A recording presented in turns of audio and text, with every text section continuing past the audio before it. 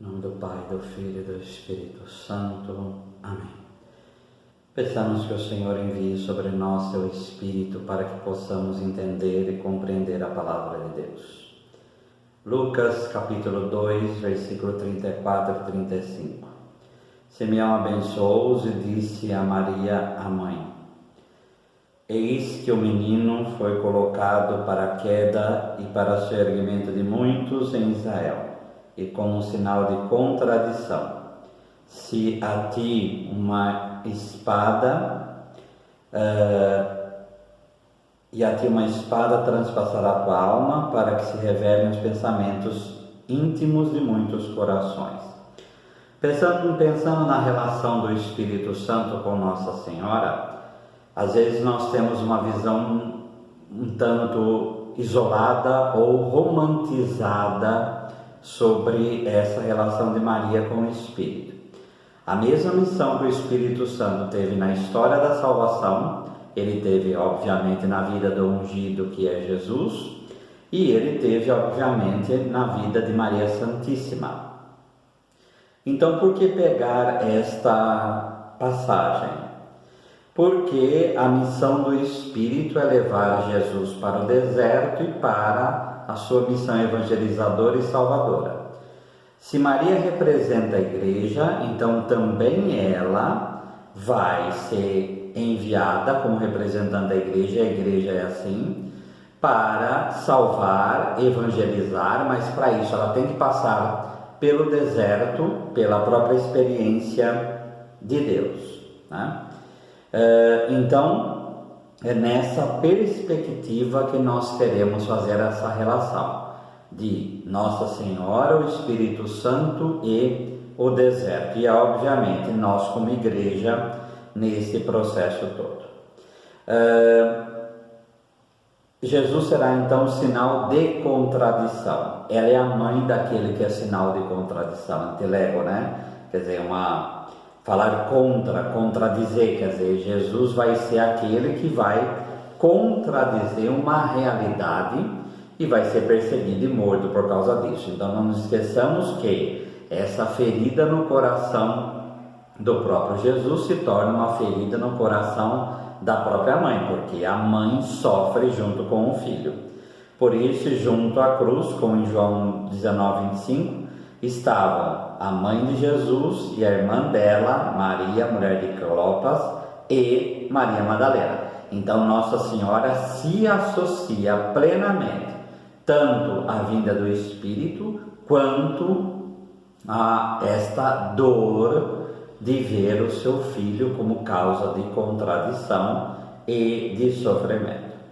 E uma espada transpassará a tua alma. Então, como Jesus também foi transpassado no físico, a profecia de Simeão aqui vai dizer que Nossa Senhora será transpassada na própria alma.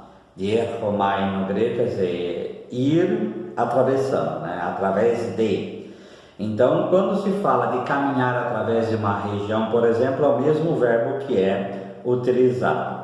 Mas a passagem aqui que dá para entender perfeitamente o que acontece com a figura de Maria Santíssima, como aquela que é transpassada, é Hebreus 4:12, pois a palavra de Deus, então lembremos que a palavra de Deus é o próprio Jesus, é viva, eficaz e mais penetrante que qualquer espada de 2 gumes, penetra até dividir a alma e o espírito, junturas e medulas. Ela julga as disposições e intenções do coração. Diekenomai, quer dizer, ir através, penetrar. Então o dia que está presente, o dia é uma preposição que está presente na formação tanto do verbo transpassar como desse verbo que é passar através de. Então, o que a palavra de Deus faz? Ela revela aquilo que nós temos dentro. Então a palavra de Deus é viva e eficaz e ela vai penetrando, vai até a juntura, e aí vem a própria questão daquilo que é discernimento, para realmente trazer aquilo que temos no nosso interior. Se nós somos conforme Gênesis 1, 26, 27. Somos imagem e semelhança de Deus, então, e somos criados, porque o Pai, contemplando a palavra, contemplando o Filho, Ele nos cria. Então, o que a palavra de Deus faz? Ela vai nos dividindo, não para ficarmos divididos, mas para chegar e fazer o discernimento pleno daquilo que nós somos. Então, Maria Santíssima é aquela que foi serva de Deus, que teve a sombra do Espírito, mas que verdadeiramente foi mais plenamente imagem e semelhança do próprio Deus como ser humano que era, tá? E quem faz isso? Aquele que está em seu ventre e que foi concebido pelo poder do Espírito Santo. Agora lembremos a frase de Santo Agostinho: Maria é mais bem-aventurada por ter concebido Jesus na alma, no seu pensamento, antes de concebê-lo no corpo. Porque ela sim, com essa espada, teve revelado verdadeiramente aquilo que ela era, tá? Então, o ser humano bem cônscio daquilo que ele é Maria Santíssima, tá? Se nós olhamos as mulheres do Antigo Testamento, nós vamos ver que muitas passaram pelo mesmo processo em vista da missão. Então, sempre há esse jogo. Então, o Espírito Santo vem, nos faz com que a palavra penetre o nosso coração, revele verdadeiramente que somos imagem e semelhança de Deus para irmos em missão, tá? No caso de Ana, 1 Samuel 1, 2, então, que tem o canto lá que se torna o modelo do Proto Magnífica. Ela era estéril e na sua oração, na sua confiança, mesmo tripudiada pelo sacerdote, ela permanece nessa luta e mesmo tendo a oferta do próprio marido: eu valho mais do que 10 filhos para ti, mas ela, por vocação, queria esse filho. Então ela não quer ser esse ramo seco. Então, em 1 Samuel 11, o Senhor dos Exércitos: se quiseres dar atenção à humilhação da tua serva e te lembrares de mim e não te esqueceres da tua serva, e lhe deres um filho homem, então eu consagrarei ao Senhor por todos os dias de sua vida, e a navalha não passará sobre a sua cabeça, que era o sinal de consagração dos nazireus.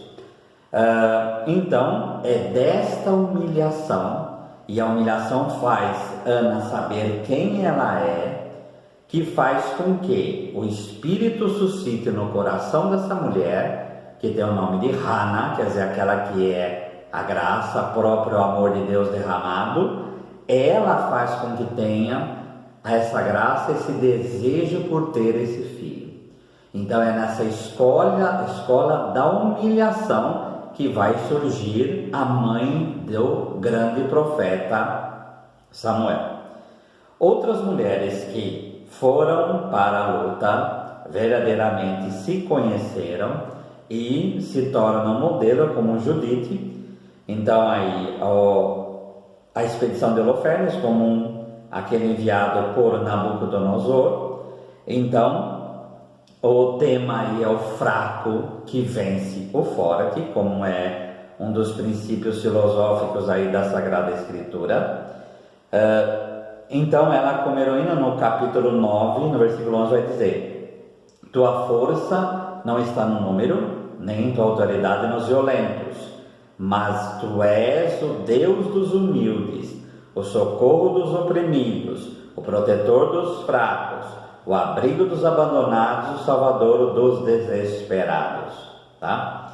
Então, Judite assume essa dor do seu povo para estar a serviço dele. Agora, essa humilhação, ela sofre na carne, e por exatamente sofrer, aí ela pode ser verdadeiramente uma serva, ela pode realmente estar a serviço do seu povo. Então, na Sagrada Escritura, coragem não é força. A coragem, conforme 2 Coríntios 12, é fraqueza. Então, quanto mais fraco eu sou, mais a graça age, aí mais verdadeiramente estarei a serviço. Por isso, esses pontos estão sendo colocados para que, quando chegarmos na contemplação daquilo que é a missão do Espírito e Nossa Senhora, nós vermos que é no fraco que o Espírito Santo age, é dele que vai fazer com que a força cresça, e aí sim, o fraco vai fazer a obra de Deus. Aquele que é forte, conforme o Salmo, vai confiar nos seus músculos, vai confiar na sua própria força, e esse vai se perder. Então essas mulheres, elas se tornam modelo como Nossa Senhora o foi, porque elas se conhecem, elas pela humilhação sabem quem elas são, e aí sim elas podem ser instrumentos da graça de Deus na vida das pessoas. Elas todas, como está hoje no santuário Nossa Senhora Aparecida, elas estão lá como predecessoras daquilo que Nossa Senhora é. Essas virtudes delas, obviamente, estão em Nossa Senhora. Débora, né? Então, canto de louvor marca aí uma grande crise na história de Israel, porque aqui é o tempo dos juízes sobre os cananeus, né? Então, é um cântico no seu canto de louvor, que é um dos textos mais antigos da própria Sagrada Escritura. Ela vai, quando canta a vitória, dizer: assim perecem todos os adversários, Senhor. Aqueles que te amam sejam como o sol quando se levanta a sua força. Tá? Então, da mesma forma, a mulher que verdadeiramente vence é aquela que se abre para Deus, é aquela que está em Deus, e essa vai realmente, pela sua humildade, se abrir ao Espírito Santo e realizar a obra de Deus. Finalmente, uma outra mulher, que é Esther, então Assuero, aí com o nome de Xerxes, né, da dominação persa, constitui mais uma razão de uma semelhança histórica, porque Esther é escrito ali no tempo da invasão grega, só que é reportado do tempo da invasão persa. Mas essa mulher que assume as dores do seu povo, por isso ela se torna, na primeira leitura, por exemplo, no dia de Nossa Senhora Aparecida, ela vai se apresentar como uma grande intercessora perante o rei, pedindo pelo seu povo, né? Pedindo pelo seu povo. Então, consegue ler também, com a ajuda de Mardoqueu, a própria providência de ter colocado ela dentro do palácio, vai interceder pelo rei e intercede também da mesma forma na humildade. Então, essa mulher conseguiu ler a divina providência. E aí sim, lendo, ela se colocou a serviço. Também passou ali a questão do jejum, da oração, o exercício da humildade para fazer a obra de Deus. É só no exercício da humildade que realmente podemos fazer isso. Então, concluindo, o deserto, o Espírito nos envia para o deserto para nos conhecermos e aí sim fazer a obra dele. Porque se o Espírito não nos envia para o deserto, nós vamos fazer a nossa obra e não a obra dele, tá? E isso fica claro em Deuteronômio 8. Lembra-te, porém, de todo o caminho que o Senhor teu Deus te fez percorrer durante 40 anos no deserto. Então é a mesma posição do povo de Deus. É uma espiritualidade exodal, tá? Lembremos que sempre a leitura da nuvem ou da coluna de fogo, foi sempre uma leitura de que era o Espírito Santo que guiava esse povo. Para que nos enviou o deserto? No Deuteronômio 8, a fim de humilhar-te. Então, o caminho do deserto é o caminho da humilhação, como foi o caminho da humilhação desse ano de 2020. Então, ou nós tenhamos uma leitura espiritual sobre esse ano, ou senão nós vamos perder tudo aquilo que o Senhor poderia ter feito em nós. Tentar te conhecer o que tinhas no coração. Então, ir para o deserto, a humilhação do sofrimento, em que nós queremos a redenção imediata, nós queremos, como o próprio demônio oferecia para Jesus, então nós queremos tudo automático e a vida não é assim. Então, o sofrimento, essa humilhação faz-nos conhecer o que a gente tem dentro do coração. E aí sim, nós vamos discernindo, como a espada lá de Hebreus 4, que vai discernindo e vai mostrando aquilo que nós temos no coração para nos colocarmos verdadeiramente a serviço. Se irias observar seus mandamentos ou não. Então, a humilhação, esse saber o que tem no coração para se colocar a serviço, aí obviamente da lei. Ele te humilhou, fez com que sentisses fome e te alimentou com maná, que nem tu nem teus pais conheciam, para mostrar que o homem não vive apenas de pão, mas que o homem vive de tudo aquilo que procede da boca do Senhor. Então, o deserto faz com que nós também relativizemos as coisas.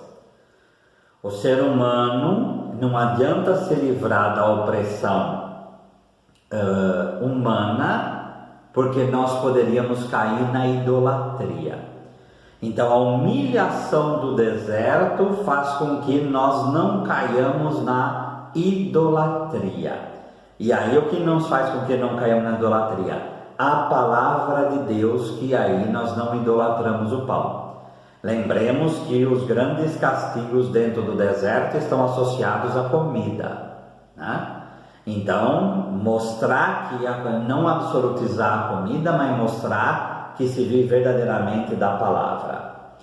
Então, sem perder o nosso caminho, Maria Santíssima fez o deserto dela, né? Quer dizer, toda a vida de sofrimento junto com o seu filho, que é sinal de contradição, e ela é mãe do sinal de contradição. A experiência exodal faz com que essa humilhação, para descobrir o que temos em nós, essa imagem e semelhança, e aí a lei é valorizada como palavra de Deus e deixamos a idolatria. As grandes mulheres passaram por essa escola de humilhação para estar a serviço do povo de Deus, na sua libertação, no seu processo de condução deste povo. Jesus. Então vamos pegar o Evangelho de Marcos 1, versículo 9. Aconteceu que naqueles dias, pega aqui a fase resumida, nós sabemos que Mateus 4 e Lucas 4 expande isto.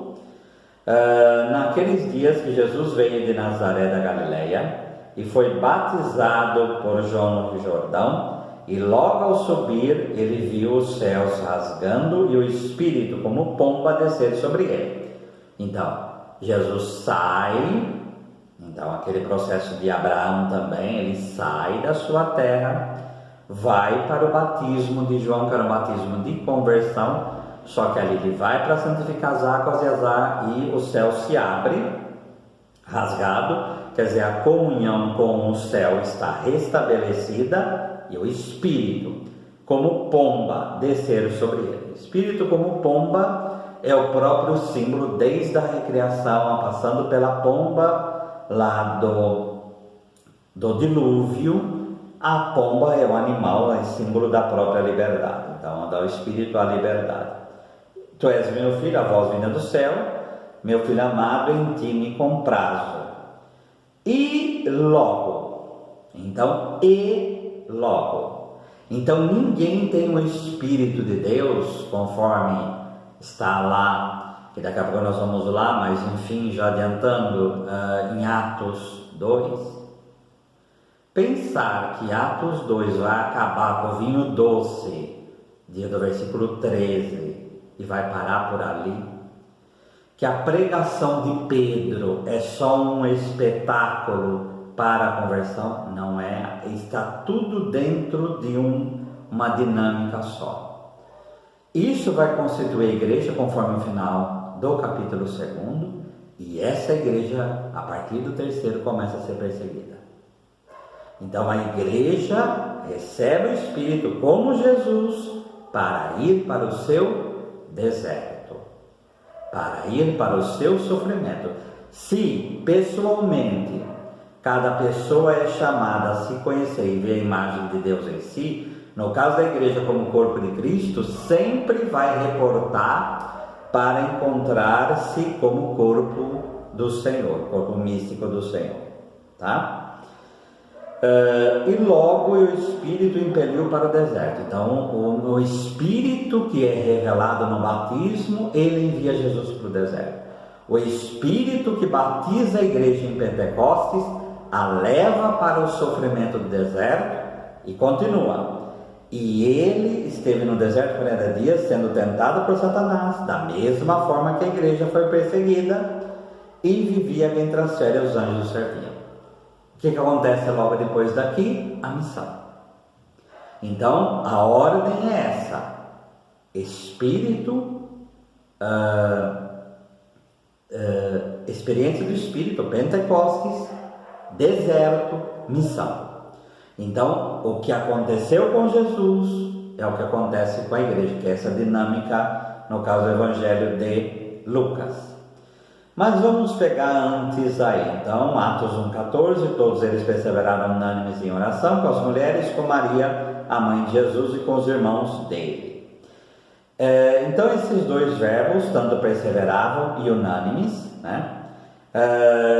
Perseveravam, proscartério, quer dizer, aderir a alguém, ser de seu partido, ser dedicado, fiel a ele, tá? Carteiria é permanecer firme, né? Então, o perseveravam em direção, eu permaneço firme em direção. Aí, no caso, em direção ao próprio Deus, tá? E no caso que esse é forte, né? Unânimes, tá? Unânimes. Esses homens e mulheres perseveravam na oração junto com as mulheres. Aí essa unanimidade, estar junto, então um com relação ao outro. Então tem que ter essa perseverança, como está, por exemplo, em Colossenses 4,2: perseverar em oração, velando nela com ação de graças. Romanos 12,12: alegrai-vos na esperança, sede pacientes na tribulação, perseverai na oração, tá? Atos 2,46: diariamente perseveravam unânimes no templo, partiam o pão em casa e tomavam as refeições com alegria e singeleza de coração, tá? Essa perseverança é o que nós somos chamados. E às vezes a perseverança na oração também é uma entrada no deserto, né? Então esse perseverar, esse estar firme na oração é a nossa parte de buscar ao Senhor, como o livro 1º e 2º de Crônicas sempre vai falar, que se buscar o Senhor, buscar o Senhor, buscar o Senhor, que é a função da nossa vida, tá?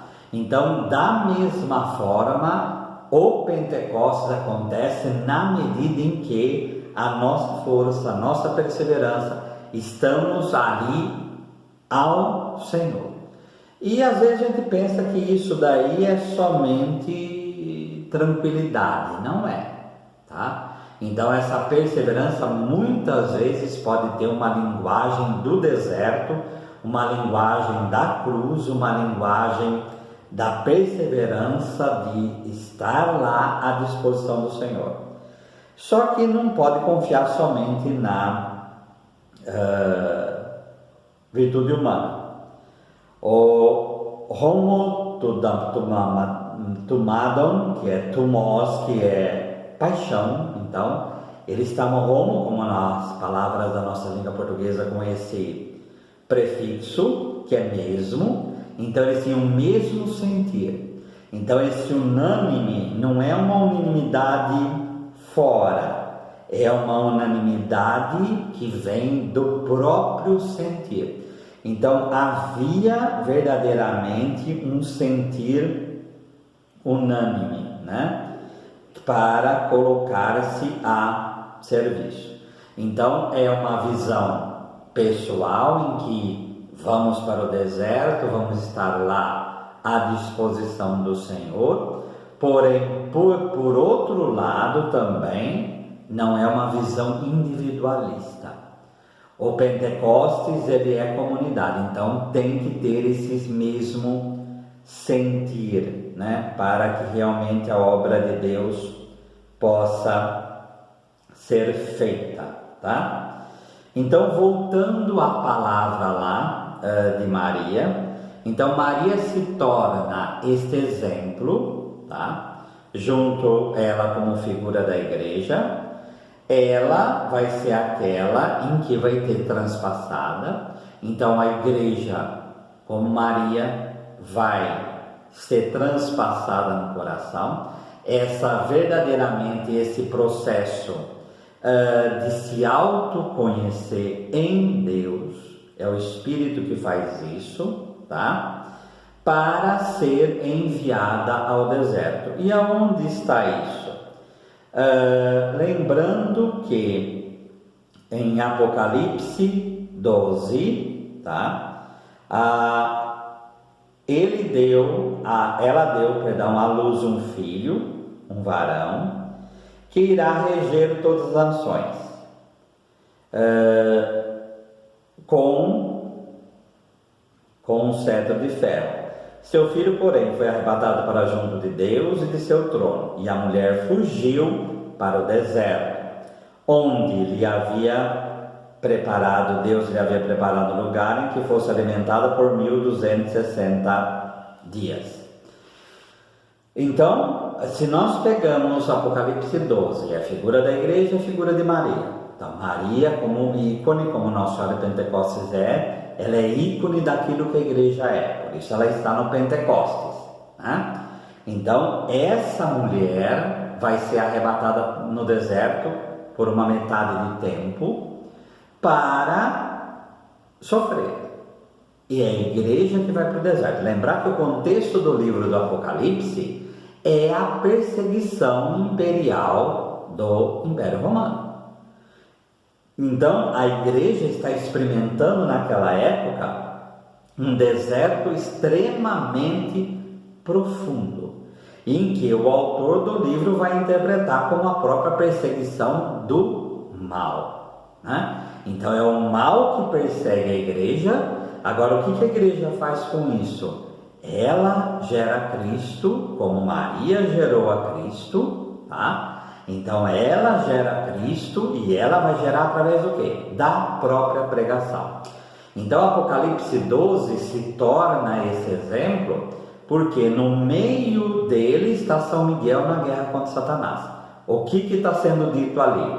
O que aconteceu no começo com a guerra contra o mal é o que vai acontecer com a igreja. Só que ao lado da igreja está o Paráclito, aquele que está do lado, que é o próprio Espírito. E ele está junto com a igreja. Então a nossa leitura de Pentecostes, e no caso aí de Nossa Senhora de Pentecostes, a leitura que temos que fazer a partir do livro do Apocalipse e a partir de Lucas 2, lembrar que Lucas e Apocalipse se tornam uma obra única, é esta: Nós, como igreja, pedimos o Espírito Santo. E cada vez que dissemos, vinde Espírito Santo, como diz São Tomás de Aquino, é verdadeiramente uma obra do Espírito na nossa vida. Para quê? Para não sermos consolados. Aí vem Teresa, né? Nós oramos não para receber consolação, mas para servirmos melhor. Então, essa é a perspectiva de Pentecostes. Então, o Espírito, ele nos dá o alento, ele nos faz ouvir a voz do Pai, tu és meu filho amado, e aí, tanto para a igreja como para cada um, ouvimos e experienciamos a palavra do Pai, tu és meu filho amado. Então, no Filho, nós, filhos do Filho, temos essa experiência, e aí nós entendemos quem nós somos, porque aí assumimos que somos verdadeiramente imagem e semelhança de Deus, tá? Para quê? Para irmos para o nosso deserto. Então, a palavra vem como essa espada eficaz. Palavra e Espírito vem revelar aquilo que somos. Então, se nós olhamos o que nós passamos nesse ano, nós podemos fazer tranquilamente essa leitura. Foi o Espírito que nos enviou para esse deserto? Foi.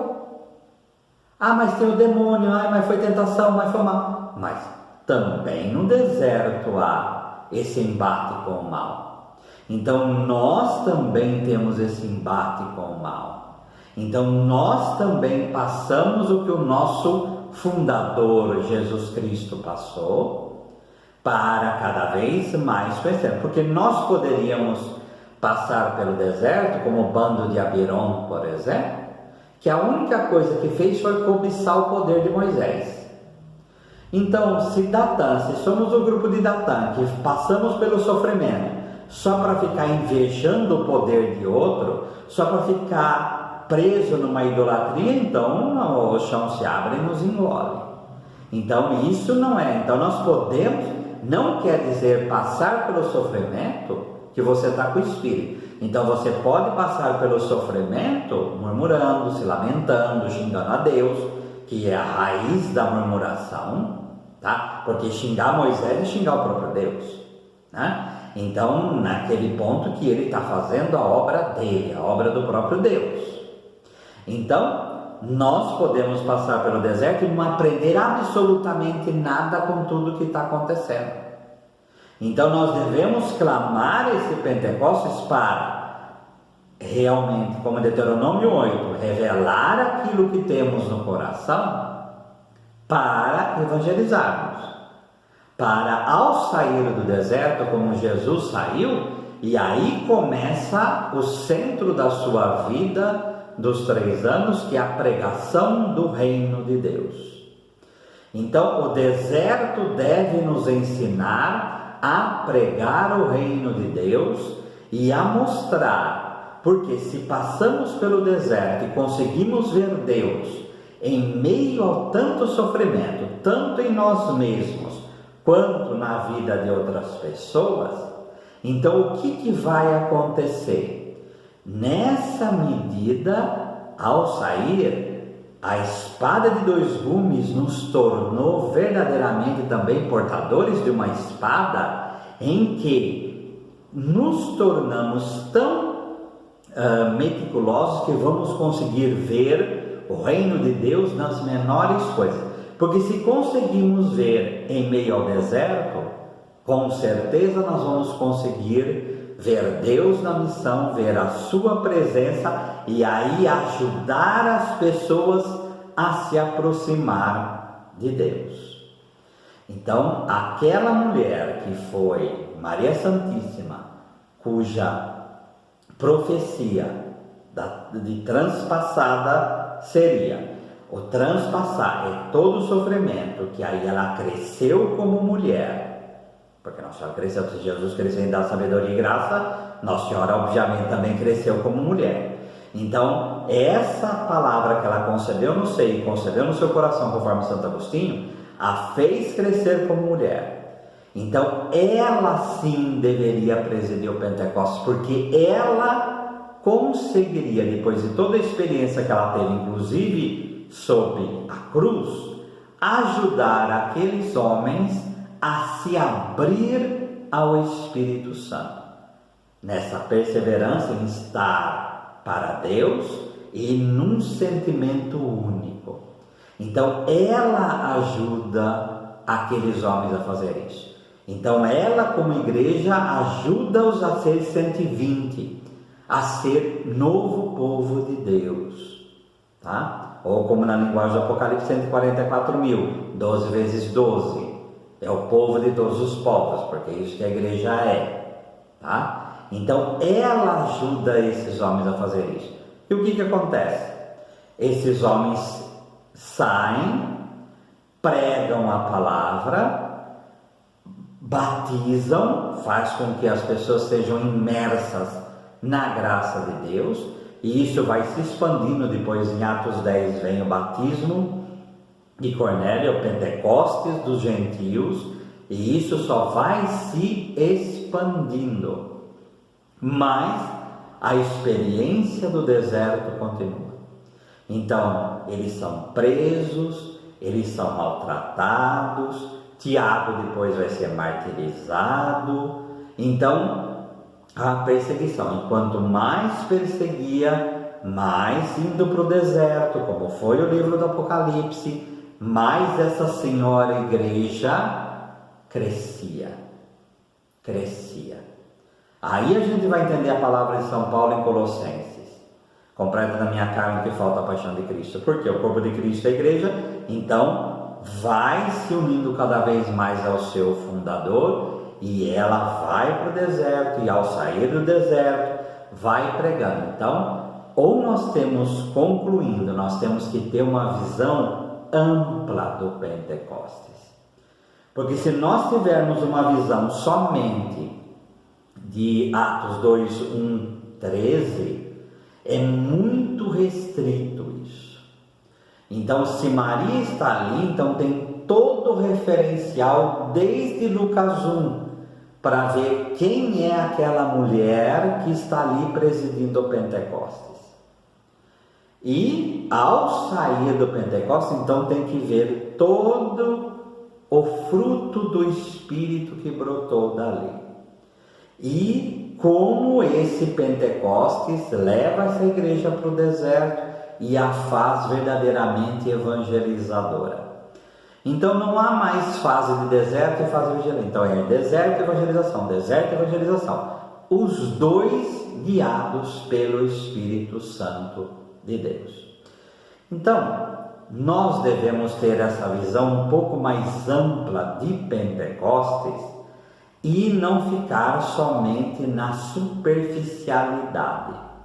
Então peçamos ao Senhor que esse deserto que nós passamos, e estamos passando e vamos continuar passando, que há muitas pessoas sofrendo e sofrendo muito, que nós, guiados pelo Espírito nesse deserto, possamos aprender com esse deserto, possamos aprender a conhecer o que temos no coração, a valorizar a palavra de Deus na lei e na Sagrada Escritura, que aí lei podia ser perfeitamente lido como Sagrada Escritura. Então, valorizar a palavra de Deus que nos é revelada, e aí sim nós vamos evangelizar. Então, que a espada se afie nesse sofrimento todo, nessa bigorna que estamos passando, para quê? Para sermos mais sensíveis para ver os sinais do reino de Deus no restante da nossa vida. Então, que o Espírito Santo nos ilumine, possa, como no Pentecostes, estarmos verdadeiramente repletos, o pleroma, quer dizer, vasos transbordantes do Espírito. Eles estavam com medo ali, como nós também estamos com medo. Então o Espírito faz-nos também vencer o medo do deserto, para que é exemplo também dela, e ela nos ajuda nisso, a nos abrir ao Espírito para irmos para o deserto e depois evangelizar. Então o deserto existe para preparar homens e mulheres abertos à palavra de Deus, para evangelizar, para ser sinais do reino de Deus na história. Então o Senhor nos abençoe, nos livre de todo mal e nos conduz à vida eterna. Amém.